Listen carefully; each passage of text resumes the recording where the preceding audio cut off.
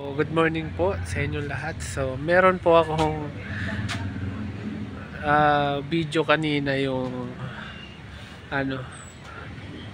nag-prank po kami na bibilhin ko yung bahay no may-ari na pinuntahan ko. So, sana panoorin nyo. Let's go. So, dito kami papunta sa bahay na to. Ayan. Ayan. Binibenta man ni ate. Ayan ba ito ba yung binibenta? Ano yung binibenta? Yung bahay? Hindi po ba Saan ba naman ako titira? hindi mo ba ibibenta yan ay? Sabi ni anak mo bibenta. Yeah. Hindi ibibenta po. Binibenta man ni ate. Ano to? 150,000. Sabi nino. Ito, kausapin mo. Nito? O, kausapin mo ngayon. Bigay mo ang cellphone, te. Hindi ko nibibenta. Saan ako titira? Doon ka na lang muna kay na ate.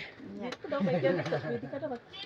Bigay mo nga para malaman yung binibenta. Oh, binibenta. Bakit? Saan mo ako patitirahin? Di ba binibenta mo to, te? Yung bahay mo? Yeah. Dali ka. Wala akong titirahan. Luko-luko ka. Binghal! Dahil ito na nga yung bayar. Ano, nay? Pwedeng tingnan ng loob? Hindi ako magbibinta kayo ng ano. Bahay. Eh, ano sabi niya?